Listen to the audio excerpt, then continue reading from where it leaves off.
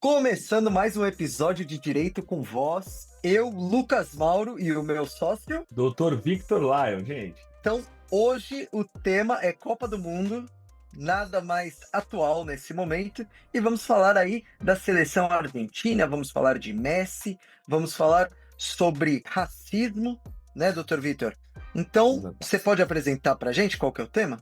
Pessoal, como vocês sabem, nós somos aqui sócios interraciais. Meu sócio, Dr. Lucas Mauro, ele é branco, eu sou uma pessoa preta, e até por isso ele também talvez me dê mais lugar de fala aí nessa nossa pauta de hoje. A situação que a gente vai tratar é uma situação muito delicada.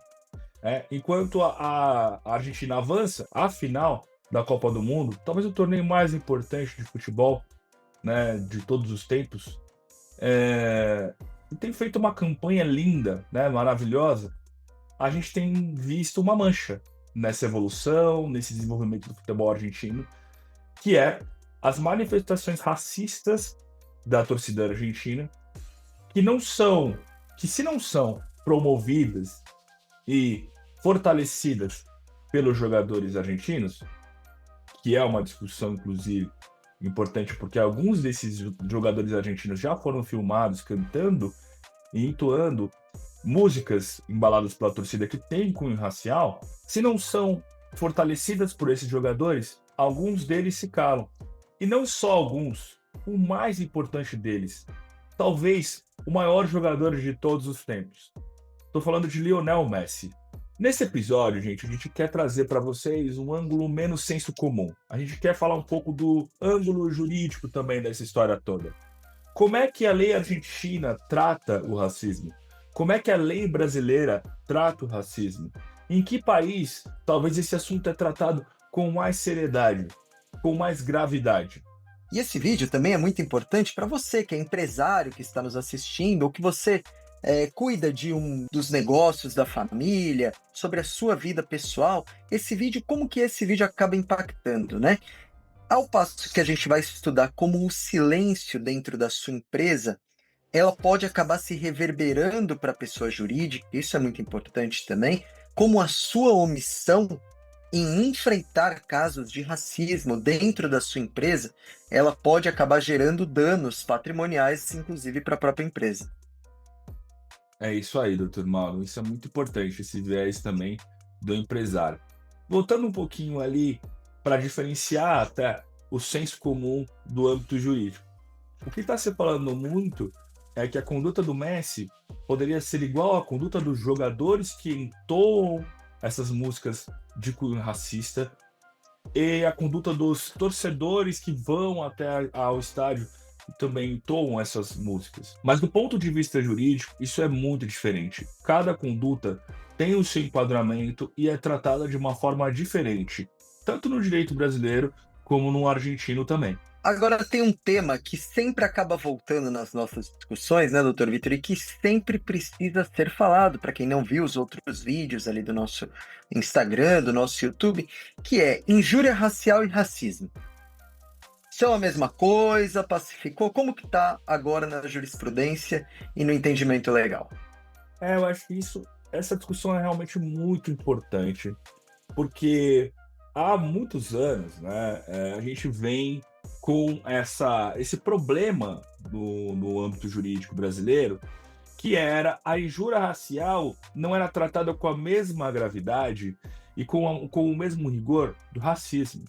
E o pior, a injúria racial era de prática muito mais rotineira, né, muito mais comum do que o racismo. Então, por exemplo, no estádio, como várias vezes aconteceu, inclusive com a torcedora do Grêmio, a torcedora que chama o goleiro Aranha de macaco. Isso, na época dela, era considerada injúria racial. E não era equiparado ao racismo. Ou seja, tinha um tratamento mais brando, porque o racismo ele é imprescritível e inafiançável. Já vamos falar sobre essas características também. Mas o racismo ele é mais grave, ele é tratado de uma forma mais severa pela lei. E a injúria racial, né, ela seria você ofender a um indivíduo em razão da sua cor. O racismo já seria uma ofensa e seria direcionada a um grupo, que que seria uma ofensa branda, seria você falar da história da pessoa e da população preta. Hoje já não há mais essa diferença, porque a injúria racial ela foi equiparada, e eu acho corretamente, ao crime de racismo. Perfeito. E existe uma tradição dentro do imaginário argentino de que os brasileiros, eles são quase majoritariamente africanos, que o resto da América Latina, inclusive os mexicanos também, eles são majoritariamente indígenas e eles não. Eles são europeus, né?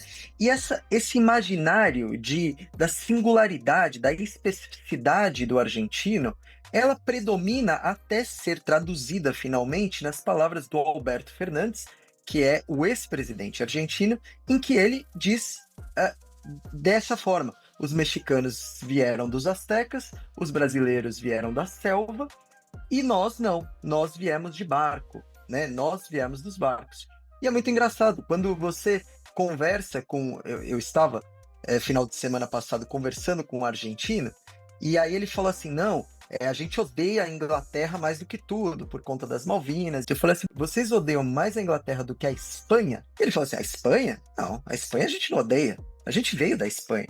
Os argentinos, eles são espanhóis e italianos. Então, assim, ainda está no imaginário do argentino essa de que eles são europeus. E isso ficou sendo traduzido até os dias de hoje, e até hoje você vai ver argentinos reproduzindo e negando o seu passado africano e indígena, né? Aí o que acontece? Essa falta de letramento racial do argentino na sociedade, em termos sociológicos, acaba sendo traduzido também na jurisprudência e também no direito positivado argentino. A ponto de o que nós temos contra racismo, na luta contra o racismo na Argentina, em geral, são duas leis apenas. Uma, que é a Lei 23.592 de 88, que pune atos discriminatórios. E que são simplesmente você não poder fazer propagandas, você não pode, assim como no Brasil, você não pode levantar a bandeira do nazismo. Lá você não pode, enfim, você fundar uma Ku Klux Klan na Argentina. E isso é vetado por essa lei. E também existem leis ali a respeito de violência racial dentro de estádios de futebol. É a Lei 24.192 de 93. Só que isso é muito excepcional. Não existe uma luta jurídica contra o racismo na Argentina que a gente tem no Brasil. E até convido aqui o Dr. Vitor para falar também um pouquinho sobre como é isso no Brasil, no direito brasileiro. Essa intervenção do Dr. Mauro muito interessante, porque veja como a história de um povo repercute completamente em como isso é tratado juridicamente. Né? A gente esteve na Argentina, inclusive juntos, foi uma viagem incrível, eu e ele. E a gente foi respeitado, né, pelo povo ali argentino, mas realmente há uma falta de letramento racial muito grande, eles se veem realmente como europeus. O brasileiro, por sua vez, por mais que haja racismo também no território brasileiro, acaba sendo um contrassenso muito grande, porque a maioria das pessoas aqui são pretas. A maioria das pessoas aqui são pardas, não são brancas. E eu vejo as pessoas falando de racismo hoje com uma frequência, com algo nunca visto antes. Eu estava no colégio, na escola, mesmo na faculdade, que tive aí a honra de fazer junto com o meu sócio, a gente não falava de racismo assim como se fala hoje. E essa fala rotineira, né, essa firmeza no assunto, né, e você vê como é necessário se falar sobre o assunto com frequência, mudou completamente o nosso cenário, né, jurídico. Tanto assim que em 2023, por meio da Lei 14.532 de 2023, a injúria racial ela passou a ser tratada como racismo, ou seja, equiparada ao crime de racismo. Por conta disso, se tornou inafiançável e imprescritível. Inafiançável, ou seja, não cabe fiança, não adianta pagar valor para responder o processo em liberdade, tá? E imprescritível porque o Estado nunca vai perder o direito de punir essa pessoa.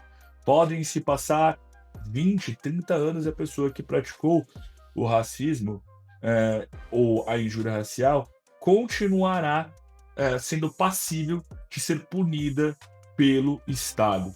Outro ponto muito importante aqui é que a pena de injúria racial também subiu, gente. Não foi só equiparada do ponto de vista inafiançável e imprescritível, mas também subiu. E agora a pena é de reclusão de 2 a 5 anos. E aí, doutor Mauro, a gente pode aí se perguntar, né? E se uma pessoa ela é levada por conta ali de uma conjuntura social, por exemplo, no estádio de futebol, né? E se essa pessoa é Uhum. levada a pronunciar falas e insultos racistas, como é que trata-se? Como é que se trata, né, essa pessoa? A gente tem uma pena mais branda por conta disso? É só brincadeira? Ou o judiciário mudou nesse sentido? Tá lá descrito no artigo 20 da Lei 7.716 que incitar e transmitir, induzir a discriminação também é crime, e a pena de reclusão vai de 1 a 3 anos, né?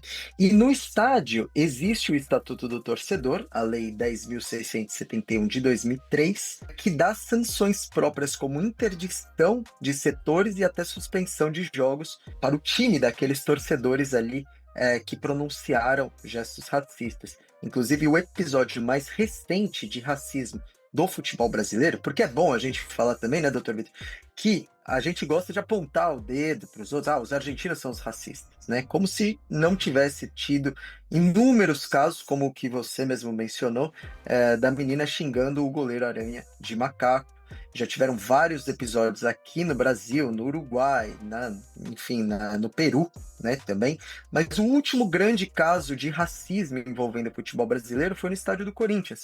O Corinthians, que é um time tido como progressista, né? Foi um dos primeiros times a terem jogadores negros no seu elenco. É um time que lutou pela democracia brasileira, enfim, tanto na ditadura de 64, quanto na tentativa de golpe de Jair Bolsonaro. Porém, dentro do seu estádio, teve um episódio em que um torcedor chamou um goleiro de macaco também. O Corinthians teve, durante alguns jogos, suspenso a parte do setor, e o Corinthians decidiu tirar a cadeira ali como uma forma de que naquele lugar nunca mais sentaria, numa forma de dizer que o racismo, né, não teria lugar no estádio do Corinthians. Porém, é importante falar que existem inúmeras formas de você, dentro do direito positivado brasileiro, de você lutar contra o racismo. E é algo que incentivamos, né, doutor Vitor? Que a Argentina também se espelhe e possa alterar sua legislação para haver um combate mais sério quanto a esse crime. Com certeza.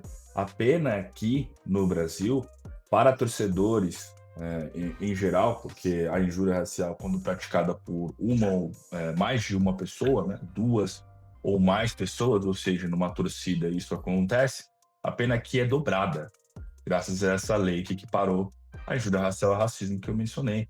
Então, o tratamento aqui no Brasil, e aí, gente, não é a questão de ser nacionalista, contra a Argentina, não é isso. A gente está aqui explicando uma questão até cultural, tá? Cultura, racial, tudo isso tem história, né? Por isso que é importante a gente entender a história.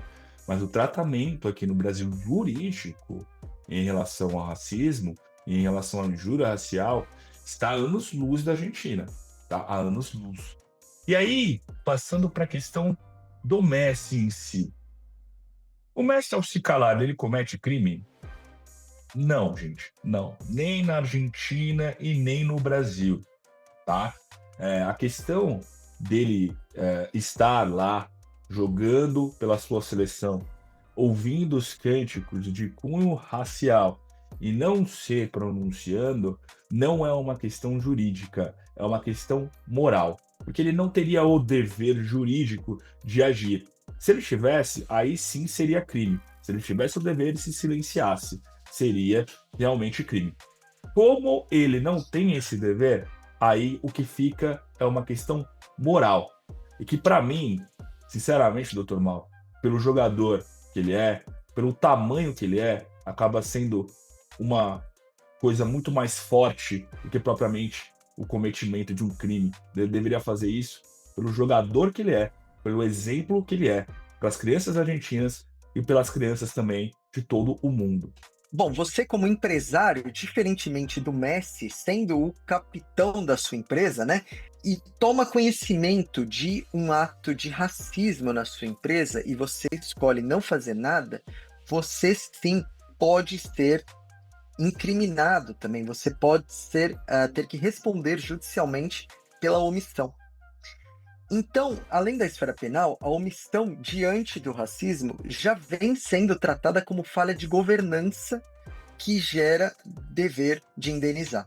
Então, a inércia da empresa vira, por ela própria, um fato que a responsabiliza. Você vê que interessante, né, doutor Mauro? Dois capitães e dois tratamentos diferentes. Um capitão de uma empresa que tem um dever jurídico e moral, e o capitão de uma seleção que teria o dever só moral e não jurídico. Portanto, há um impacto no capitão da empresa. A empresa terá que pagar se não houver uma política séria de orientação em relação ao racismo e à injúria racial. Perfeitamente. Agora, fazendo uma síntese de tudo que a gente estudou, tudo que a gente teve nesse episódio, a gente tem que tanto a Argentina quanto o Brasil punem o racismo. Porém, o Brasil é muito mais duro, muito mais enfático, né? Tendo o racismo como crime inafiançável, imprescritível, com pena maior e agravada quando é brincadeira. Exato, até porque é isso, racismo não é brincadeira, racismo é coisa séria, né? Inclusive, há uma terminologia para isso. Esse racismo de brincadeira se chama racismo recreativo. É só uma espécie de racismo, é um derivativo que não deixa de ser racismo. Então, se você se interessa por esse tema, se você já presenciou, se você deixa comentário aqui nesse episódio, né? Se inscreve no canal, continua seguindo a gente, entre em contato com a gente ali, o nosso WhatsApp tá ali na bio do Instagram. Fala o que você achou desse episódio. Segue a gente, é isso aí. Você, pessoa preta, o escritório de advocacia, lá é o Mauro Advogado, está aberto para te receber. Caso sofra racismo ou injúria racial, nos chame, busque a gente vai te ajudar. Um grande abraço a todos. Um grande abraço, até mais, tchau, tchau. Tchau, tchau.